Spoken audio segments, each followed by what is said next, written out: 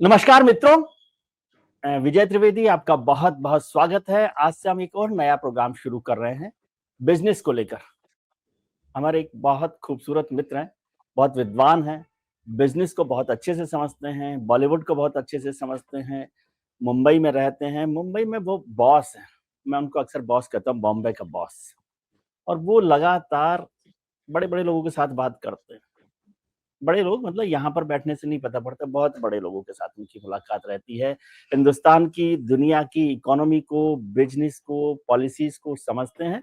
और मैं अक्सर उनसे कहता हूँ कि भई राजधानी कहने के लिए पॉलिटिकल राजधानी दिल्ली में है, लेकिन ये आनंद फ़िल्म के डायलॉग की तरह से है कि हम सब तो मतलब जो दिल्ली में पार्लियामेंट में बैठे हुए हैं, वो तो कठपुतलियाँ हैं इस रंगमंच की। उन कठपुतलियों की डोर तो ऊपर वाले यानी मुंबई वालों के हाथ में है। तो मुंबई से हमारे मित्र नीरज वाजपेयी साहब हमारे साथ जुड़ रहे हैं। उनके साथ हम नया प्रोग्राम शुरू कर रहे हैं और नीरज वाजपेयी साहब का एक बहुत खूबसूरत शो, बहुत पॉपुलर शो चलता है डिजिटल पर, यूट्यूब पर, द एन शो। तो उस शो को देखिए तो आपको बेसिक्स समझ में आएँगे बिज़नेस के, दुनिया के, और दुनिया की बहुत सारी परतें उनके साथ खुलती हुई आपको नज़र आएँगी। तो द एन शो भी ज़रूर देखिए। और इस शो पर नीरज जी हमारे साथ रहेंगे तो ये हमारी खुशकिस्मती है। इस पर कुछ-कुछ समझने की कोशिश करेंगे। मैं तो एबीसीडी से शुरू करूँगा। नीरज जी बहुत-बहुत स्वागत है आपका और बहुत-बहुत शुक्रिया कि आपने वक़्त निकाला अपने प्रोग्राम में से भी, और जो बड़े लोगों के साथ आप बैठते हैं, उसके बाद भी जो अंतिम पंक्ति में लोग बैठते हैं, उनकी आप चिंता कर रहे हैं। तो उसके लिए बहुत शुक्रिया आपका। विजय जी, बहुत शुक्रिया और सभी को नमस्कार। और आपने मुझे अपने शो में जगह दी, ये है असली नहीं, बड़प्पन। हम नहीं, लोग नहीं, नहीं, छोटे-मोटे नहीं, नहीं। लेकिन आप आपके साथ बातचीत करके वाक़ई बहुत मज़ा आता है और रियल इश्यूज़ पे थोड़ी हम लोग चर्चा करा करेंगे। जी। नहीं तो आप हमको ऐसे समझाया कीजिएगा कि जैसे नर्सरी क्लासेज़ होती है ना, तो हुँ, नर्सरी हुँ। के बच्चों को जैसे समझाते हैं वैसे आप समझाइए, क्योंकि आपने कर रखी है पीएचडी, हुँ, ठीक है? तो पीएचडी वालों के हुँ, लिए थोड़ा-सा मुश्किल होता है, लेकिन हमारे लिए उससे भी ज़्यादा मुश्किल होता है समझना। अभी सर जो हुँ, बात करते हैं, आज बड़ी बिज़नेस की बात हो रही है, जब बड़े लोगों के साथ बात करो तो फिर बड़े लोगों की बात शुरू करते हैं। ट्रम्प साहब हैं, एक बड़े साहब हैं, दुनिया के साहब हुँ, माने जाते हैं, अमेरिका के राष्ट्रपति हैं, और उन्होंने अपनी टैरिफ डील से दुनिया भर को बहुत हंगामा कर रखा। पॉलिटिकल तो उन्होंने कर ही रखा था कि 25-26 बार राहुल गांधी जी ने ठीक से गिना है, इसलिए मेरी गिनती में थोड़ी गलती हो तो पता नहीं कि ट्रम्प साहब ने कितनी बार बोला कि भारत और पाकिस्तान के बीच में सीज़ फायर उन्होंने करवाया। हुँ। तो उसका नंबर मेरे को एग्ज़ैक्ट नहीं पता है, राहुल जी से आप करेक्ट ले सकते हैं। लेकिन मसला ये है कि उसके बाद वो जब नाराज़ हुए तो उन्होंने टैरिफ को लेकर बड़ा हंगामा किया, फिर हिंदुस्तान के साथ टैरिफ पर 25% का टैरिफ लगा दिया, फिर कुछ पेनल्टी की भी बात की है और अब उसको एक्सटेंड कर दिया। ये सब है क्या सर? ये बड़े लोगों की क्या बात है? क्या मसला है? विजय जी, मसला बहुत साफ भी है और बहुत थोड़ा-सा धुंधला-सा है। अगर हम देखने की कोशिश करें तो मसला बहुत साफ दिख रहा है। ट्रम्प साहब जो हैं, जो सबसे बड़े साहब चौधरी जी हैं दुनिया के, वो ये चाहते हैं कि दुनिया उनको एक बार फिर से ये रिकॉग्नाइज़ करे, एस्टेब्लिश करे कि हम ही चौधरी हैं, कहीं से चुनौती ना आए। कुछ एक देश हैं अपने पड़ोस वाले, सबसे बड़े वाले जो देश हैं चाइना, उधर से चुनौती मिलती है, तो वो इस बात को रीएस्टेब्लिश करना चाहते हैं। लेकिन उससे बड़ी बात ये है कि अमेरिका खुद में एक बहुत बड़ी दिक्कत की तरफ बढ़ रहा है, जिससे निपटने के लिए उन्होंने एक तरीका अपनाया कि निकालो। हम पूरी दुनिया में टैरिफ लगाएँगे। अब ये लॉजिकली तो ये ठीक लगता है कि हम हमारे साथ अगर आप व्यापार कर रहे हैं, तो हमारे प्रोडक्ट को आप एंट्री नहीं दे रहे हैं, बैरियर लगा रहे हैं टैरिफ के रूप में या नॉन टैरिफ में, और हमारे सामान को आप जो है सस्ते में ले जा रहे हैं अपने खरीद यहाँ। तो इस वजह से उन्होंने लगाया। पूरी दुनिया के साथ आप देखिए, उन्होंने पिछले 3-4 महीनों से हैरान कर रखा है। रोज़ धमकी देते हैं, रोज़ एक हर ट्विटर दिन। पे ट्वीट आता है और दुनिया हिल जाती है एकदम, क्योंकि पता नहीं कब वो क्या कर दें, इतना ज़्यादा वो दिन में 2 बार तो अपने राय बदल लेते हैं वो। तो जी। 15%, 20%, 25% इस तरीके की वो टैरिफ लगाने की बात करते हैं। लेकिन मूल मुद्दा ये है कि हमारे ऊपर उन्होंने 25% का टैरिफ लगाया। इसका मतलब हुआ कि हम जो कुछ भी वहाँ से वहाँ भेजेंगे, अमेरिका में एक्सपोर्ट करेंगे, उस पर 25% का टैरिफ लगेगा। टैरिफ लगेगा। और हम उनसे जो लेके आते हैं, उस पर हमको तय करना है। तो हमारा तो ऑलरेडी काफ़ी ऊपर है। एक एक डेटा बेसिक बेसिक डेटा मैं शेयर करूँ आपके साथ। कि सारे जितने सामान हम खरीदते बेचते हैं, इसमें जो हम टैरिफ लगाते थे वो बहुत ज्यादा होता था। मतलब एवरेज निकालिए तो करीब 13% के आसपास बैठता था, और उनसे जो उन पर जो लगता था वो 2.5-3% था। तो गैप बहुत ज्यादा था। तो बड़ा गैप था। इस बड़ा गैप था, इसको उन्होंने पकड़ लिया अमेरिका वालों ने कि नहीं, ये नहीं चलेगा। और वो हमारे सबसे बड़े ट्रेड पार्टनर भी हैं और हम उनसे ज्यादा लेते हैं। हमारे यहाँ से बहुत कम जाता है उनके यहाँ सामान, लेकिन उनके यहाँ से हमारे यहाँ बहुत ज्यादा आता है। ये उन्होंने एक तरीका लगाया। अब इस पर ज्यादा डिटेल में नहीं जाते कि उन्होंने क्यों ऐसा किया, लेकिन भारत वाले केस में नहीं, आता लेकिन है इसको हर हमें चीज। यूं समझाइए ना कि इसका क्या फायदा नुकसान हमें होने वाला है। जो हमारा बिजनेसमैन है, जो हमारी इंडस्ट्रीज है, वो वहां पर टैरिफ लगा दिया तो वहां महंगा हो जाएगा, तो बिल्कुल उससे मार्केट आपका असर करेगा, अमेरिकन मार्केट बिल्कुल में करेगा। इंडियन प्रोडक्ट्स का। और यदि भारत ने भी उसको बढ़ा दिया तो उससे क्या फर्क पड़ेगा, और क्यों किया है? क्योंकि अक्सर कुछ लोगों ने मुझे समझाया कि भाई ये डेयरी प्रोडक्ट्स और एग्रीकल्चर को लेकर वो जो दबाव बना रहे हैं, उसकी वजह से ऐसा फैसला किया गया है। क्या ऐसा है? हाँ बिल्कुल ऐसा है।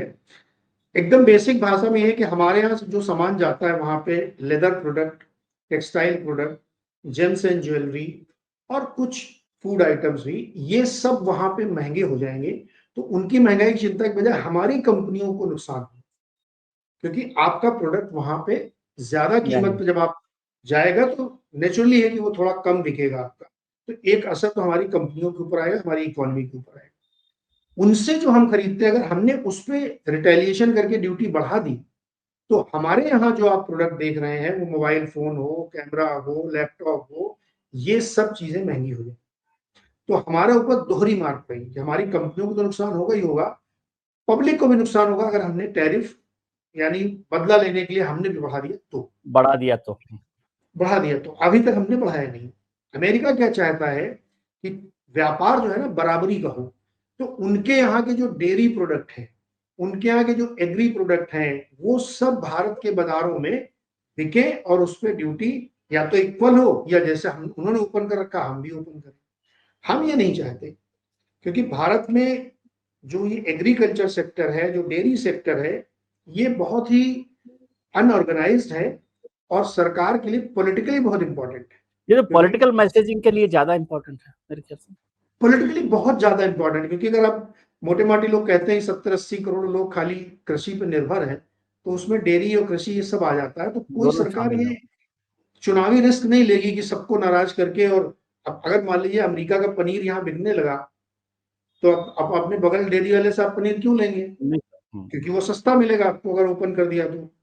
वैसे ही वहां से मेज मक्का आ गया, सोया आ गया, तो आपके फिर मध्य प्रदेश वाले क्या करेंगे? तो ये एक पॉलिटिकल इशू है कि वो मार्केट हम ओपन नहीं करना चाहते हैं। इस पर भारत का रुख मुझे लगता है थोड़ा सही भी है, क्योंकि आपकी इंडस्ट्री अनऑर्गेनाइज्ड है और पॉलिटिकली बहुत सेंसिटिव है। तो इसको आपको रोकना चाहिए, प्रोटेक्ट करना चाहिए। लेकिन बाकी जगहों पे जहां पे हमारी ड्यूटीज बहुत ज्यादा है, उनको कम करना चाहिए। जैसे टेस्ला की कार पे 70 से 100% की ड्यूटी क्यों लगनी चाहिए? 35 लाख की टेस्ला यहाँ 70 लाख की क्यों बिकेगी? क्या इसलिए कि हमको किसी महिंद्रा, किसी टाटा को प्रोटेक्ट करना है, या मारुति को प्रोटेक्ट करना है? भाई उसको भी आप लाइए 10-20% की नॉर्मल ड्यूटी लाइए, वो भी 40 लाख की बिके। वहां पे क्लैश है, पहला नहीं तो वो उस पॉइंट इंडस्ट्री को क्लैश नुकसान नहीं होगा? हमारी जो महिंद्रा और टाटा या जो भी होगा। लोग बना रहे हैं, ईवीज बना रहे हैं, उनको भी तो हाँ बड़ा नुकसान होगा ना फिर उस इंडस्ट्री को। फिर टेस्ला के अलावा कौन खरीदेगा? बिल्कुल होगा नुकसान। तो अब ये घूम के बात वहीं जा रही है कि ये नुकसान क्यों हो। आपको नुकसान इसलिए होगा क्योंकि आपने अभी तक आजादी के बाद से नहीं, दूसरी विश्व युद्ध से लेकर अब तक हमेशा अपने उद्योगों को संरक्षण दिया है। प्रोटेक्शनिस्ट इकोनॉमी हम लगातार चलाते आए हैं। इसकी वजह से हमारी इंडस्ट्री आज भी रियल मायने में इंडिपेंडेंट नहीं हो पाती, इंडिपेंडेंट नहीं है, खड़ी नहीं हुई। खड़ी नहीं हो पाती। तो आप कब तक प्रोटेक्शन देंगे? इसलिए वो आर्म ट्विस्टिंग करेंगे। ट्रंप की बात लॉजिकली अगर आप देखिए तो लगेगा भाई हाँ इसमें लॉजिक है, लेकिन जब आप अपने लॉजिक से आते हैं तो आपको लगता है कि नहीं ये तो सेंसिटिव है और वो हम नहीं ले सकते। क्यों नहीं ले सकते? इस पर देखिए विजय जी, इस मुद्दे पर हमको विचार करना ही पड़ेगा, आज नहीं तो कल। क्योंकि आप एक लिमिट से ज्यादा प्रोटेक्शन नहीं लगा सकते किसी चीज पे, और लगातार हम प्रोटेक्शन वाली इकोनॉमी चला रहे हैं। इसीलिए आज ये स्थिति हमारी खड़ी हो रही है। हम ज्यादातर चीजों पे डिपेंडेंट हैं। हमारे ओरिजिनल टेक्नोलॉजी, ओरिजिनल रिसर्च हमारे है ही नहीं। है ही नहीं। तो आपको किसी भी दिन आर्म ट्विस्टिंग करके कोई आदमी बोलेगा कि आप हमारा प्रोडक्ट इतना महंगा क्यों अपने यहाँ भिजवाते हैं? पब्लिक को फायदा होगा, आम आदमी को तो फायदा ही है ना इसमें। लेकिन आम आदमी का फायदा से ज्यादा इंडस्ट्रीज का दबाव हमको लगता है सरकारों पे है, इसलिए वो किसी भी इंडस्ट्री को नाराज नहीं करना चाहते। अभी टेक्सटाइल में आप देखिए, बांग्लादेश, श्रीलंका, वियतनाम का एक्सपोर्ट हमसे बहुत ज्यादा है। बहुत ज्यादा है। बांग्लादेश, वियतनाम, तो हिंदुस्तान में भी वही कपड़ा बिक रहा है आज तो। ब्रांडेड यदि कपड़े एग्जैक्टली। देखें आप तो उसमें वियतनाम की मोहर लगी रहती है। आप मार्क्स एंड स्पेंसर के शोरूम में जाइए, मेड इन बांग्लादेश के कपड़े मिलते हैं वहां पे, सारा क्योंकि सारा वो कुछ मिलता सस्ते में लेके आ रहे हैं। है। सो मुझे लगता है कहीं ना कहीं जाके आपको एक पॉइंट पिवट जिसको बोलते हैं कि एक वो जहां पे टूटना पड़ेगा आपको, कि आप उस चीज को फिर कहीं ना कहीं रीएडजस्ट करेंगे, क्योंकि ये लंबा नहीं चल सकता। इसलिए ये समस्या खड़ी हुई है। अब भारत के पास ऑप्शन क्या है? 3 जी। ऑप्शन है। पहला ऑप्शन तो होगा कि कुछ ना करें, उन्होंने लगा दिया तो लगा दिया, हम कुछ नहीं करेंगे, चलने दीजिए। पहले स्थिति में क्या होगा कि आपकी कंपनीज को नुकसान होगा। नुकसान होगा। दूसरी स्थिति में यह हुआ कि आप भी रिटेलिएशन में लगा दीजिए, तो आपको दोहरा नुकसान होगा, तो डबल नुकसान हो जाएगा। डबल हो जाएगा। तीसरा ये हुआ कि आप भी कम करा दीजिए, उनसे भी कम करा लीजिए, तो इसमें आपके यहाँ इंडस्ट्री को नुकसान होगा, बहुत सारी चीजें आएंगी। लेकिन आपके पास है क्या ऑफर करने के लिए? भारत से बहुत सारी चीजें वहां नहीं जाती हैं, छोटी मोटी चीजें आती हैं, उनके छोटे ट्रेड पार्टनर है, वो हमारे लिए बड़े ट्रेड पार्टनर। तो तीसरा ऑप्शन बहुत वायबल नहीं लगता मुझे, और पहले दो तो ऑप्शन अभी आपको मैं, नुकसान ही होगा। जी। ठीक है, मुझे नहीं पता कि आप ये पहले ही प्रोग्राम में हमें देशद्रोही साबित करने के लिए लगे हुए हैं कि यदि कहा कि भाई अमेरिका की ट्रेड डील को मान लेना चाहिए। लेकिन ये सब समझ लीजिए, ये विद्वान नीरज जी कह रहे हैं जो कह रहे हम्म। हैं। मैं लेकिन तो अपनी मुझे बहुत ही मुझे ये छोटी समझाइए। बुद्धि से सवाल पूछ रहा हूँ कि नहीं, हम क्या ऑफर करेंगे उनको? कुछ यही मैं तो हमें आपसे करना समझना चाह पड़ेगा। रहा हूँ कि अभी सरकार ने कहा कि भाई हम स्टडी कर रहे हैं। तो हम्म, स्टडी का मतलब यही होगा ना कि ऑफर क्या कर सकते हैं या नहीं कर सकते हैं। और ट्रम्प राइट। साहब ने भी 1 हफ्ते का टाइम और दे दिया, या 7 तारीख तक का जो भी टाइम बचा है। तो ये हम्म, क्या होगा, क्या संभावना आपको लग रही है, क्या ऑफर कर सकते हैं और वो क्या ऑफर कर सकते हैं? क्योंकि हम तो वो फ्री मार्केट में जाते हैं तो वहां पे 1,000 रुपए की शर्ट को 200 रुपए में बोल देते हैं, फिर 500 में ले आते हम्म, हैं। बिल्कुल। वही हमको देखिए, 23 अगस्त को यूएस का एक डेलीगेशन आने वाला है, जो इस पर विचार करेगा, बातचीत होगी, नेगोशिएशंस होंगी।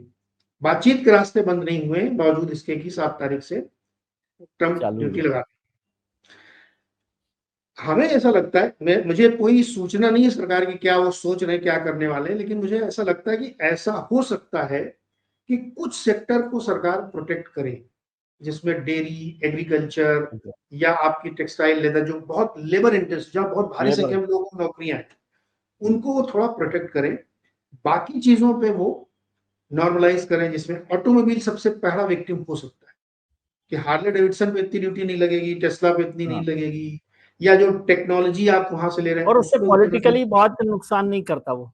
उस पर नुकसान भी नहीं करेगा। इंडस्ट्रियलिस्ट थोड़ा सा चिल्लाएंगे, नुकसान होगा उनको, लेकिन वो थोड़ा सा आप एक फेस सेविंग हो सकती है। ये एक बीच का रास्ता मुझे दिखता है। दूसरा एक रास्ता और है। ट्रम्प क्या चाहते हैं सर? ट्रम्प का पहला स्टेटमेंट अगर आप याद करें तो वो कहते थे कि हमको बड़ा फैसला लेना है। ये बड़ा क्या है? बड़ा मतलब ये है कि हमारे साथ उनका ट्रेड बराबरी पर पहुंचे, आप उनसे बहुत सारा सामान इंपोर्ट करें, करें। तो वॉल्यूम बढ़ाइए आप बेसिकली, ना कि केवल वैल्यू में।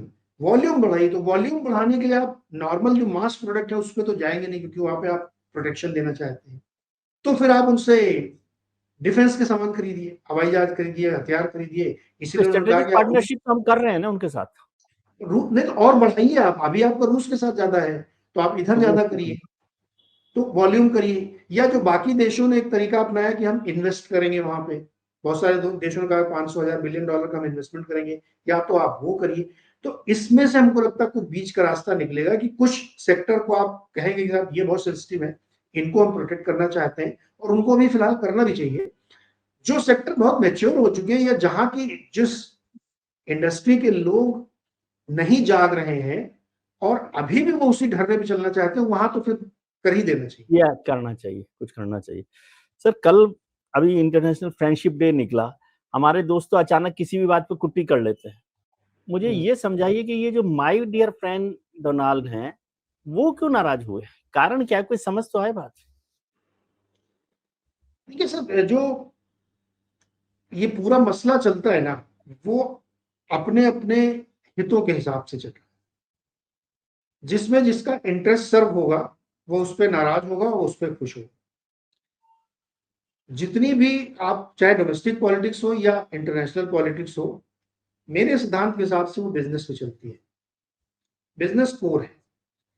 अगर वहाँ पे हित टकराएँगे, तो फिर आपकी नाराज़गी होगी। ट्रम्प नाराज। कितने अच्छे हमारे दोस्त थे, झूला झूलते थे और हाउडी मोदी और सब हमने किया, लेकिन वो अंत समय में आके उन्होंने ऐसी धमकी दे दी, ऐसे टोन में बात करी, जी। जिससे तो लगता है कि संबंध ही खराब हो रहे हैं। तो हाँ, interest is permanent, friendship is temporary. हालाँकि आज फ्रेंडशिप डे है, जी। लेकिन फ्रेंडशिप टेम्परेरी है, इंटरेस्ट परमानेंट है। यही नाराज़गी और खुश होने का कारण है। अच्छा सर, एक चीज़ और आई अभी इकोनॉमी में कि डेड इकोनॉमी। हमारे हुँ, विपक्ष के नेता हैं राहुल गांधी जी, उन्होंने कहा कि डेड इकोनॉमी है और उन्होंने कहा कि ट्रम्प साहब बिल्कुल सही बोल रहे हैं। लेकिन हुँ, यदि मैं पिछले 5 साल की राहुल जी की पॉलिटिकल हिस्ट्री देखूँ तो वो तो हमेशा ही इसको डेड इकोनॉमी कहते रहे। तो मैं हुँ। इसको समझना चाहता हूँ कि राहुल जी की बात को ट्रम्प ने वो किया है, माना है या ट्रम्प की बात को राहुल गांधी जी एंडोर्स कर रहे हैं? क्या है? राहुल जी को लगता है जैसा मैं सोच रहा हूँ, ट्रम्प ने मेरी बात को एंडोर्स कर दिया है। लेकिन ट्रम्प साहब ने दूसरी बात कही है। जी। बड़ा बारीक सा फ़र्क है इसमें। ट्रम्प ये जब ट्वीट लिख रहे हैं कि डेड इकोनॉमी है और रूस की भी डेड इकोनॉमी है, दोनों मिलके डूब जाएँ, हमें कोई फ़र्क नहीं। वो वहाँ पे एक मेटाफर यूज़ कर रहे हैं, एक प्रतीक के तौर पे कह रहे हैं कि आप लोग एक्टिव नहीं हैं, अलाइव ग्रो नहीं नहीं। हैं, ग्रो नहीं कर रहे हैं, ठीक से नेगोशिएशंस नहीं कर रहे हैं, इसलिए आप डेड हैं। चलते-फिरते आप किसी को यार मैं तो अब खत्म हो गया, तो इसका मतलब नहीं कि मैं मर गया। डेड का मतलब वहाँ ये है, जो ट्रम्प ने कहा कि आप लोग एक्टिव नहीं हैं। यानी आप ठीक से चीज़ों को अभी समझ नहीं रहे हैं। तो राहुल जी ने इसको ये समझ लिया कि नहीं, जो मैं कहता आ रहा हूँ पिछले 5 साल से वही डेड है। कैसे डेड है आपकी इकोनॉमी? आपकी इकोनॉमी में के शेप की बात हम अलग कर दें, तब भी आप $4.5 ट्रिलियन की इकोनॉमी हो चुके हैं, लार्जेस्ट फोर्थ में आप आ गए हैं। हुँ, हुँ। आपकी बैलेंस शीट, विजय जी, बहुत इंपॉर्टेंट है कि 3 तरह की बैलेंस शीट होती है इस देश में। एक सरकार की बैलेंस शीट, सरकार कितना कमा रही है, कितना खर्च कर रही है। एक कंपनियों की बैलेंस शीट, कंपनियां कितना कमा रही हैं, कितना खर्च कर रही हैं। और एक तीसरी बैंकों की बैलेंस शीट, इसको हम लोग बोलते हैं ट्रिपल बैलेंस शीट। ये यस। तीनों बैलेंस शीट पिछले 1.5-2 दशक में सबसे स्ट्रांग पोजीशन पे, कहीं पे कोई डेट नहीं है। अगर आप राज्यों का और केंद्र सरकार का संयुक्त लोन जोड़ डेड। लें, नेट डेट, वो भी 80% के आसपास है, जो कि फेयरली गुड है। थोड़ा सा ज्यादा आप कह सकते हैं, 70 इज बेंचमार्क, 10% है। यूएस में, चाइना में, जापान में तो कितना ज्यादा है। तो डेड इकोनॉमी कहना मेरे हिसाब से बिल्कुल, उन्होंने शायद जिस अंदाज में उन्होंने कहा, राहुल जी ने उसको गलत कैच कर लिया। उन्होंने अपने अंदाज में उसको कह दिया, जो कि इंडियन इकोनॉमी बिल्कुल डेड नहीं है, बहुत रोबस्ट है। वो एक अलग चर्चा है कि के शेप वाली हम लोग कभी करेंगे उसको, लेकिन कतई इकोनॉमी हमारी डेड नहीं है, बहुत वाइब्रेंट है और कोशिश चल रही लगातार, इंडस्ट्रीज चल रही हैं, डायरेक्शन में डिस्कशन हो सकता है, लेकिन कतई डेड इकोनॉमी हमारी नहीं है, ये मैं बिल्कुल मानने के लिए तैयार नहीं। सर, इसी में जुड़ा एक सवाल, ये जो ट्रम्प साहब जो नाराज़गी है, ये कुट्टी जो चल रही है, आपको लग रहा है खत्म होगी या अब हो गया फाइनल? कुछ मान देखिए जाएँगे? यहाँ पे इसमें मुझे तो इसमें एक चीज आपसे भी सवाल करने का मन कर रहा है। उन्होंने जो कमेंट लिखे हैं ना, वो थोड़ी तलखी वाले हैं। हाँ। पहला कमेंट जब उन्होंने लिखा कि ये डेड इकोनॉमी है और ये है वो है, फिर उन्होंने लिखा कि हमें कोई फर्क नहीं पड़ता है और पाकिस्तान के साथ मिलके हम तेल पाकिस्तान के साथ उत्पादन भी वो तो करेंगे, पाकिस्तान के लिए भी उन्होंने लिख दिया कि भारत एक दिन पाकिस्तान से तेल खरीदेगा। तेल खरीदेगा। एक प्रेसिडेंट लेवल का आदमी जब इस तरह की लैंग्वेज यूज कर रहा है फॉरेन पॉलिसी में, अगर उसको चश्मे से देखें, तो मुझे लगता है कि थोड़ा ज्यादा उन्होंने कर दिया। अब वो उनके बड़बोलेपन की वजह से उन्होंने ज्यादा किया, या कुछ पॉलिटिकली थोड़ा गड़बड़ हो गया है। हुँ। अगर हमको नहीं पता पीछे क्या है, हम तो जो बोल रहे हैं उसको मानते हैं खाली। उसके हिसाब से मुझे लगता है कि थोड़ा संबंधों में खटास आ गई है और ये लंबी चल सकती है। क्योंकि वो फिर 50 साल। हाँ, शायद वो ये देख रही होगी, अमेरिका देख रहा होगा कि अगर हमको साउथ एशिया में अपना वर्चस्व जमाना है और इंडिया हमारी बात नहीं मान रहा है, तो हम पाकिस्तान को मोहरा बनाएं, उसके थ्रू नरम गरम समझाएं अमेरिका भारत को। ये हो सकता है, या हो सकता है कि वो चीन की ज्यादा गलबहियां हो रही पाकिस्तान से, तो उसको टाइम करने के लिए उसको हम खुद को कर लें। कुछ तो एक बड़ा स्ट्रेटेजिक गेम यहाँ पे है, ये केवल टैरिफ तक की बात नहीं है। तो मुझे लगता है कि थोड़ा सा इसमें पॉलिटिकल एंगल है, और वो थोड़ा सा हार्श भी है। मुझे लगता है संबंध वैसे नहीं है जैसे 20 दिन पहले थे। सर, आप तो बॉम्बे में रहते हैं, मुंबई में रहते हैं। बॉलीवुड का एक बहुत पुराना गाना है, वो बहुत चलता था। जब जब निराश होते हैं ना जवान लोग, तो वो गाने को बहुत गाया करते थे कि तुम अगर हमको ना चाहो तो कोई बात नहीं, तुम किसी और को चाहोगे तो मुश्किल होगी। तो यहाँ पर ट्रम्प साहब के साथ ये बात तो नहीं है कि हम रशिया के साथ जिस तरह से जुड़े हुए हैं और उसमें विड्रॉ नहीं कर रहे, तो ये तुम किसी और को चाहोगे तो मुश्किल होगी, वो तो बात नहीं। बात वही है सर। देखिए, मैं इस पे एक एनालॉजी देता हूँ। हमारी पॉलिसी क्या है? नॉन अलाइनमेंट, सबसे दोस्ती है हमारी, हम सबके साथ रखते हैं और अपने इंटरेस्ट को मल्टी सर्व। अलाइंड हो गए हम लोग। मल्टी अलाइन और इंटरेस्ट प्राइमरी। यहाँ पे दिक्कत है। दिक्कत ये है कि इसका अपना अपना सबका नजरिया हो सकता है सोचने का। आप जिस वर्ल्ड में इस समय चले आए हैं, वहां पे केवल दो ही शक्तियां हैं, अमेरिका और चीन। और दोनों आपको, दोनों, चीन भी और अमेरिका भी आपको नरम गरम करके समझा रहे हैं समझा कि रहे आप एक साइड ले लो। हैं। रशिया इतनी बड़ी पावर है नहीं, तो आप उसके साथ क्यों चिपके हुए हैं? ये मुझे दिखता है साफ कि बाइपोलर वर्ल्ड जो बन रहा है, नया वाला न्यू वर्ल्ड ऑर्डर, इसमें आपको बोला जा रहा है इनडायरेक्टली कि आप एक साइड में आ जाइए। आप ये सबके साथ दोस्ती है मेरी, ये नहीं चलेगा। क्योंकि उन दो पावर्स के बीच में जो लड़ाई है, इंडिया उसके बीच में है, और एक हमारा एकदम नेक्स्ट डोर पड़ोसी है। हम्म, तो मुझे लगता है ये है कि तुम उनको अगर चाहोगे तो मुझे दिक्कत है, हम्म, किसी को ना चाहो चलेगा, लेकिन तुम हाँ। उनको चाह रहे हो, मुझे नहीं चाह रहे हो। मेरे अंदर क्या कमी है भाई? अगर आप उधर से सोचें तो मेरे अंदर क्या कमी है? ये कॉलेज वगैरह में आप अक्सर, मैंने सुना था कि आप बहुत बार बोलते थे मेरे अंदर क्या कमी है, आप मुझे क्यों नहीं पसंद करते हैं। पसंद। तो अब सामने वाले के पास बड़ी दुविधा है कि वो करे क्या। Was the right choice baby. तो right choice, right choice choose करिए आप, चूज करिए आप राइट चॉइस, और वो मतलब चूज राइट करने का चॉइस चूज ऑप्शन। करने का वक्त आ गया है। एग्जैक्टली। विजन, ये थोड़ा कंट्रोवर्शियल हो सकता है, लेकिन मैं इस राय से बहुत ज्यादा मुतमईन नहीं होता हूं कि मेरी सबसे दोस्ती है। नहीं, ऐसा फिर वर्ल्ड में नहीं चलता। आपको किसी एक के साथ पक्की दोस्ती रखनी पड़ेगी, अदरवाइज सामने वाला आपको टारगेट करेगा। ये है सर। इसी से आगे बढ़े, जब हम, आपने इतनी सारी बात विस्तार से बताई है, एक और बड़ी घटना हुई वाराणसी में कि हाँ, प्रधानमंत्री जी थे वाराणसी में, और उन्होंने कहा कि भाई हमें स्वदेशी पर काम करना है, और व्यापारियों को, अपने बिजनेस को, मार्केट के लोगों को कहा कि आप स्वदेशी बनाइए, और फिर लोगों को कहा कि आप स्वदेशी का इस्तेमाल करिए। तो ये स्वदेशी का नारा एक बार तो मैंने सुना था गांधी जी के नाम पर, मैंने तो नहीं सुना, लेकिन सुना कि गांधी जी ने वो विदेशी वस्त्रों की होली जलवाई और स्वदेशी का पूरा नारा दिया आजादी के अंदर हुआ। आज फिर हम स्वदेशी पर आ रहे हैं। हालांकि make in India prime minister का और गवर्नमेंट ऑफ इंडिया का प्रोग्राम चलता रहा, लेकिन इस तरह से सीधे सीधे से, मतलब ये तो एक तरह से बॉयकॉट ऑफ फॉरेन प्रोडक्ट्स हो गया।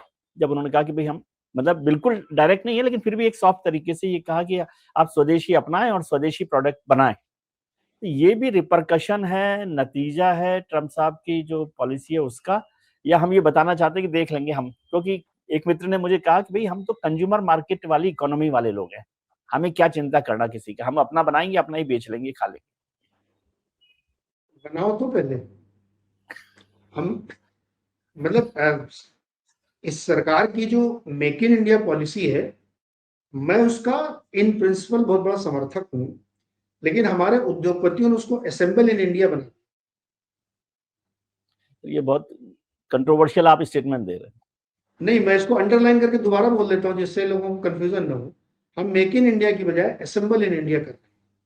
सरकार का इंटेंट है कि हम अपने देश में अपनी चीजें बनाएं। मैं मोदी जी के लिए इस बारे में उनकी तारीफ करता हूं, और मैं इसका समर्थक हूं कि आप अपने देश में अपनी चीजें बनाएं, डेवलप करें और उसको आगे बढ़ाएं।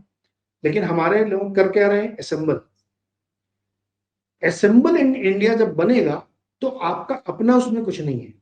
तो मेक इन आपको इंडिया अगर एक नहीं होगा। फोन बनाना तो आप चिप चाइना से लाएंगे, चिप अमेरिका से लाएंगे, फ्रेम कहीं और से लाएंगे। आप केवल वो प्लास्टिक का फ्रेम बनाएंगे, उसके लिए भी मशीन हो सकता है चाइना से लेके आए। तो अपना कुछ नहीं है। ये इंडस्ट्रीज को सुनने में बहुत बुरा लग रहा होगा, लेकिन ये जो मोदी जी ने कहा है, ये बहुत गहरी बात उन्होंने कही है कि स्वदेशी अपनाओ। आपको ध्यान होगा कि जब खादी को मोदी जी ने बहुत प्रमोट किया तो उसकी हाँ, बैलेंस खाली शीट इतनी बड़ी हो गई थी कि उसने शायद एक समय एफएमसीजी कंपनी को भी बीट कर दिया। कोशिश की उन्होंने, इंटेंट उनका अच्छा है, सरकार का इंटेंट बहुत अच्छा है, लेकिन उस इंटेंट को फेल करने के लिए हर कोने से प्रयास होता है। आपको मैं उदाहरण दे रहा हूं, हमारी आईटी इंडस्ट्री आज किस मुश्किल में फंसी है। 12,000 लोगों की नौकरी खतरे में है सिर्फ टीसीएस में। अब ऐसी 10-20 बड़ी कंपनियों को सोचिए कितने लोगों की नौकरी जाएगी। और वो 12,000 आदमी को अगर आप 4 से गुणा कर दें एक फैमिली में, तो 50,000 लोग उससे सीधे प्रभावित होंगे। पूरी दुनिया में टेक्नोलॉजी में जो डिसरप्शन हो रहा है, उसकी वजह से 5.5 लाख नौकरियां इस साल केवल जनवरी से जुलाई के बीच में या तो चली गई हैं या जाने वाली हैं। हम क्या कर रहे हैं? हमारी आईटी कंपनीज, एक समय उन्होंने ये jewel of the India, crown बनाया हमने उनको, कि उन्होंने बहुत जॉब बनाए, बहुत बड़ी बड़ी कंपनी बनाई और देश दुनिया में नाम कमाया और बहुत सारा फॉरेन एक्सचेंज लेके आए। तारीफ, उनकी प्रशंसा। लेकिन उन्होंने उसी को अपनी नियति मान लिया। आप कार के ड्राइवर हैं, कार के ओनर नहीं है। आप मैकेनिक हैं, मालिक बनिए। हम सर्विस इंडस्ट्री के नाम पे केवल मैकेनिक बन के रह गए, प्रोडक्ट नहीं बना पाए। तो फिर हमारी इन कंपनियों को ये दिक्कत आएगी, क्योंकि एआई का डिसरप्शन, एमएल का डिसरप्शन और लार्ज लैंग्वेज मॉडल एलएलएम का जो डिसरप्शन है, उसको आप झेल नहीं पा रहे। पड़ोसी देश चीन ने बना लिया डीप सीक, उधर चैट जीपीटी, इधर डीप सीक है। आप क्यों नहीं बना रहे? क्योंकि हमको ये आदत पड़ गई है कि हमारा एक ढर्रे पे काम चल गया तो हम प्लम्बिंग का जॉब कर रहे हैं, करते जा रहे हैं, अभी करते तो जा रहे हैं, करते जा गूगल रहे हैं। मैप पर ही चल रहे हैं, गूगल मैप पर चल रहे हैं। गूगल मैप पे चल रहे हैं। सो ये जो मोदी जी ने कहा है ना, इसको भी बहुत गंभीरता से इंडस्ट्री को समझना चाहिए। अब मोदी जी खुल के नहीं बोल रहे हैं, लेकिन मैं उनकी बात को ये खुल के कह रहा हूं इंडस्ट्री से कि आप अपनी आर&डी पे फोकस करिए, अपने प्रोडक्ट डेवलप करिए। अगर आप टेस्ला के टक्कर की कार बना सकते हैं तो बनाइए ना, कौन रोक रहा आपको? पीएलआई स्कीम तक तो ले रखे हैं आप, कितने हजारों करोड़ रुपए उसमें आपने लिए। अपना क्या डेवलप किया आपने? Assemble in India, make in India करिए ना सर, तो आप लड़ पाएंगे। अब ये जमाना चला गया। अब ये जो एआई आया है ना, ये अलग एक बहुत बड़ा विषय है, इस पर बातचीत होनी चाहिए, बट इस पर कोई बातचीत करेगा? अभी हम क्या गलती कर रहे हैं? बहुत मजेदार बात, हमने पहले सीखा सॉफ्टवेयर मेंटेनेंस कैसे किया जाता है, अब हम सीख रहे हैं चैट जीपीटी कैसे चलाई जाए। फिर वही गलती हम कर रहे हैं जो 20 साल 30 साल पहले 20 की साल थी। पहले की है। प्रोडक्ट डिजाइन करो, प्रोडक्ट डिजाइन करिए, यही अंतिम सत्य है। प्रोडक्ट बनाइए। हमें सर्विस इंडस्ट्री के बजाय मैन्युफैक्चरिंग इंडस्ट्री पर ज्यादा जोर देना चाहिए कि मेरा अपना है। नहीं, लेकिन एक और एनालॉजी आपको देता हूं, फिर आप नेक्स्ट क्वेश्चन पूछिएगा। हमारी फार्मा इंडस्ट्री का जो 30 से 35% रेवेन्यू आमदनी अमेरिका से आती है और 70% एपीआई रॉ मटेरियल चाइना से आता है। अब आप बताइए कैसे लड़ेंगे आप ये दो जायंट के बीच में? एक टैरिफ लगा रहा है, एक नरम गरम करके आपको समझा रहा है। तो अब आपने इतनी डिपेंडेंसी कर ली कि पूरी इंडस्ट्री आपकी डिपेंडेंट हो। जी नहीं, मैंने कहा कि आपने जो बात कही इंडस्ट्रीज के लिए कि वो असेंबल इंडिया हो गया, और अब इसकी जानकारी सरकार को तो है ही, ऐसा तो नहीं है कि सरकार को नहीं है। लेकिन सरकार को भाषण देने के लिए तो ये अच्छा लगता है ना कि हमारी इंडस्ट्रीज ये बना रही हैं, तब तो सरकार नहीं कहती आपकी कि आप असेंबल इंडिया है। उसको जब क्रेडिट में डालना होता है, झंडा लगाना होता है, फेदर लगाना होता है क्राउन में, तब तो आप मेक इन इंडिया ही बोलते हैं ना उसको। बिल्कुल बिल्कुल। तो ये जो कंट्राडिक्शन है देखिए, अभी कुछ दिन पहले हमारे जो कॉमर्स मिनिस्टर हैं पीयूष गोयल जी, जी, वो एक किसी मंच पर थे, उन्होंने स्टार्टअप के बारे में एक बात कही बहुत अच्छी, कि हाँ जी। हम लोग स्टार्टअप में चिप्स पकौड़े बना रहे हैं, वेफर बना रहे हैं और बेरोजगार लोगों को काम पे लगा रहे हैं कि तुम जाओ ये खाना बांट के आओ। जी। उन्होंने स्टार्टअप की ये आलोचना की और बाकी जगहों की दुनिया के स्टार्टअप में टेक्नोलॉजी पे काम हो रहा है। डीपसीक बना, इन्हें स्टार्टअप नहीं बनाया। जी। डिफेंस में हो रहा है, एरोस्पेस में हो रहा है। हमारे यहाँ ऐसा नहीं कि एकदम नहीं हो रहा है, लेकिन वो इतना नगण्य है कि उससे बहुत। इम्पैक्ट नहीं क्रिएट हो रहा है। तो उस पर पीयूष गोयल जी की बहुत भयानक आलोचना हो गई। पूरे स्टार्टअप की दुनिया के लोग, पढ़े लिखे लोग, जितने इंडस्ट्री से जुड़े, सब ने उनकी इतनी आलोचना की कि दोबारा उसके बाद नहीं। मुझे लगता हो सकता है सरकार से भी उनको डांट पड़ गई, यार ये आप क्या बोल के आ गए। सच सुनने के लिए कोई तैयार नहीं है, क्योंकि पॉलिटिकली सेंसिटिव हो जाता है मामला। तो हाँ, लेकिन सरकार भी बात, क्या करे। नहीं, पीयूष जी ने बात तो ठीक की, लेकिन ये तो बिल्कुल। उन्हें अपने से पूछना चाहिए था ना सवाल। इस पर विजय जी मैं थोड़ा सा सरकार के टिल्ट हो जाऊंगा सरकार की तरफ कि ठीक है। मैंने आपको जो पीएलआई स्कीम दी, हाँ। तो आपने उसका क्या किया। आप क्या चाहते हैं कि हम आपके ऊपर एक गैग ऑर्डर ला देंगे। सरकार तो, सरकार के लिए इंडस्ट्री भी उतनी प्यारी है जितने लोग हैं। आपको एक हल्के से बताया जा रहा है कि आप खुद अपना डेवलप करिए, खुद अपना डेवलप करिए, कुछ नई चीज क्रिएट करिए, कुछ बनाइए। अब आप समझ ही नहीं पा रहे। अब इतना खुल के अगर सरकार बोले कि कल से अगर आपने ये नहीं किया तो बंद, अगर ये टोन और ये लैंग्वेज अगर इंडस्ट्री को समझ में आ रही है, तो हो सकता है कि मोदी जी कल को वही बोलना शुरू कर दें कि परसों से ये काम बंद। अगर अगर काउंटरफीट करेंसी नहीं रुक रही थी, फिर तो नोट। डिमोनेटाइजेशन कर दिया ना उन्होंने एक दिन फिर, जी। तो वो पिवट मोमेंट कभी भी आ सकता है। चलो, ये तो आपने वार्निंग के साथ बात की है और पॉलिसीज को लेकर बात की, तो आज की बात तो बहुत सारी हो गई, बहुत सारा ज्ञान आपने हमें दिया है। और जब पार्लियामेंट तक बात आ गई, तो सारी पॉलिसी जो मुंबई से चलती हैं और आकर पार्लियामेंट में रुकती हैं, या वहीं से फिर वो शुरू होती हैं दोबारा। तो आप पार्लियामेंट में जो चल रहा है इकोनॉमी को लेकर, उसको आप कैसे देख रहे हैं? सर पार्लियामेंट में बहुत दिलचस्प चीज चल रही है और मैं पार्लियामेंट के प्रांगण में देखिए आप क्या चल रहा है। इस देश की जो तकदीर तय कर रहे हैं, हमारे आपके फ्यूचर को जो डिसाइड करते हैं, उनके बीच के डिस्कोर्स को आप समझिए। जी। पिछले हफ्ते ट्रंप के ट्वीट के बाद leader of opposition Rahul Gandhi ji ने यह कहा कि Indian economy is dead. I am glad Donald Trump has recognised this and he said this. Yes. एक एक लेवल ये है। एक डिस्कोर्स ही है। दूसरा लेवल, पार्लियामेंट के अंदर, सदन के अंदर रवि किशन जी जो माननीय सांसद है गोरखपुर के, वो ये कह रहे हैं कि समोसे का प्राइस बहुत डिफर हो जाता है, पता ही नहीं चलता कि हम क्या खरीद रहे हैं। तो उसका वजन भी तय किया जाए, उसकी क्वांटिटी भी तय की जाए, इस पर सरकार कानून बनाए। अब समोसा और डेड इकोनॉमी, ये हमारा पॉलिटिकल डिस्कोर्स है इकोनॉमी को लेकर। दोनों माननीय सांसद हैं, समझदार लोग हैं। ये क्या डिस्कशन चल रहा है। हम समोसे का भाव तय कराना चाहते हैं कि समोसा 20 रुपए का मिल रहा है तो 100 ग्राम होना चाहिए, 30 रुपए का मिल रहा है तो 150 ग्राम होना चाहिए। 150 ग्राम। ये वक्त की जरूरत नहीं है। मैं ये चाहता हूं कि 14 दिन का स्पेशल सेशन बुला करके टैरिफ और आर्टिफिशियल इंटेलिजेंस पे सारा दिन चर्चा हो। मैं ये सुनना चाहता हूं कि हमारी पार्लियामेंट का इस बारे में विचार क्या है। इस पर डिस्कशन करिए, इस पर अपनी पॉलिसी बताइए, इंडस्ट्री से पूछिए कि आप क्या कर रहे हैं। क्या वही 20 साल वाली गलती हम फिर रिपीट कर रहे हैं क्या एआई के मामले में।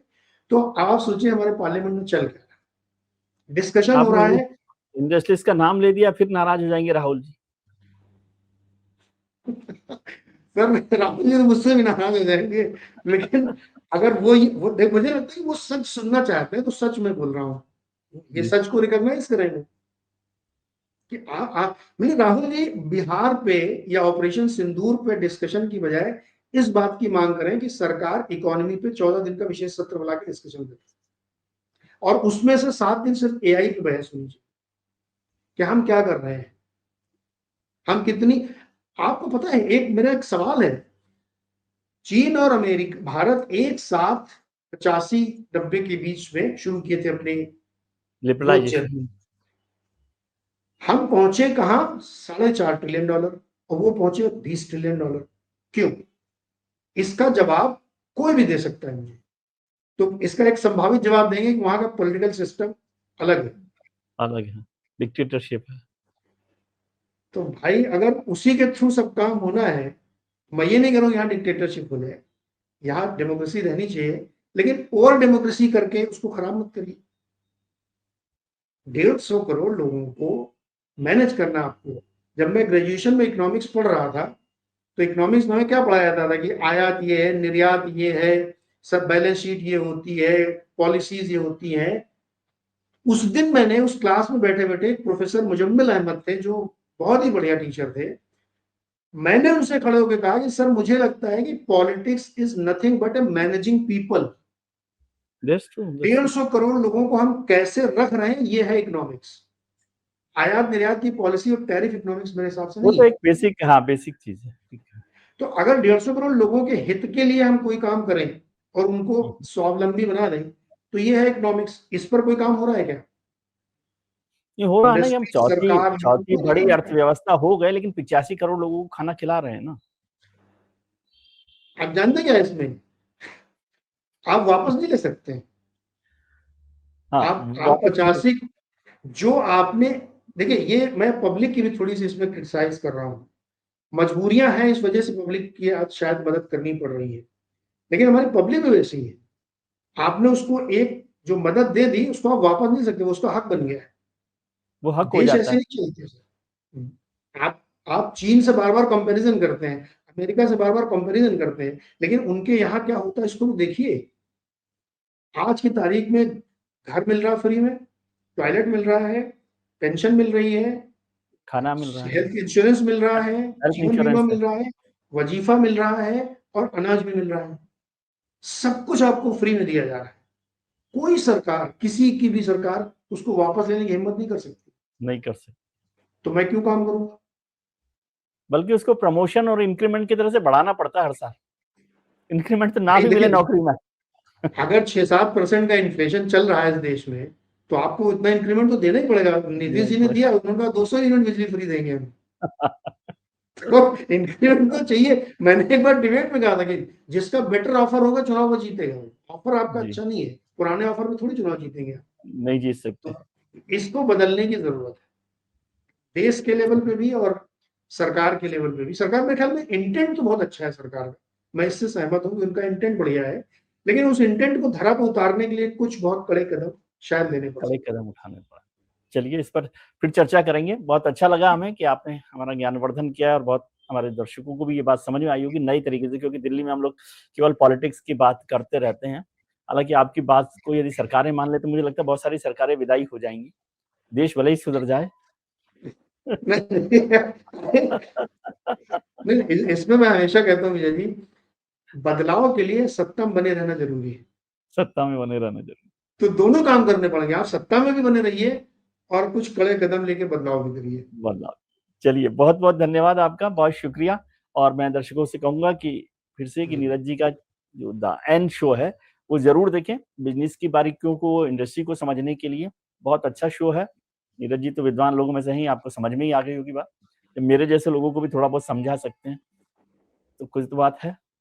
तो इस पर चलते रहिए, हम हर हफ्ते बात करेंगे नीरज जी के साथ, जी, बिजनेस को लेकर, एआई को लेकर, और तमाम तरीके की टेक्निक्स को लेकर। क्योंकि जय लक्ष्मी मैया। जय लक्ष्मी।